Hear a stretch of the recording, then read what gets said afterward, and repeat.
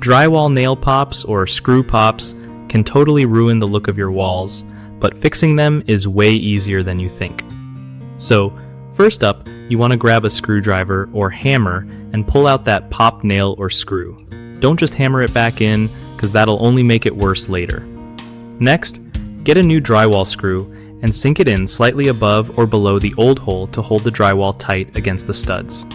After that, slap on some joint compound over the screw head and smooth it out with a putty knife. Make sure to feather the edges so it blends with the wall. Let it dry overnight, then sand it down gently so it's flush with the wall surface. If you need, repeat with a second thin coat of joint compound for a flawless finish. Finally, once everything is smooth and dry, paint over the spot and nobody will ever know there was a pop there. Remember, keep your drywall screws spaced right and don't overdrive them to avoid future pops. Also, controlling humidity in your home helps because too much moisture can make drywall nails or screws push out over time.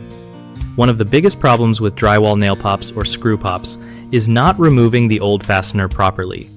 Just pushing it back in makes the issue come back fast. Fix that by fully pulling it out and replacing it with a new one in a fresh spot. Another common mistake is slapping on joint compound without smoothing or feathering it out, which makes the patch super obvious. Take your time to blend those edges well.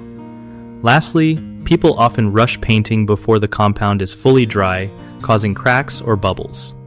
Always wait at least 24 hours before painting to get a clean and long-lasting finish.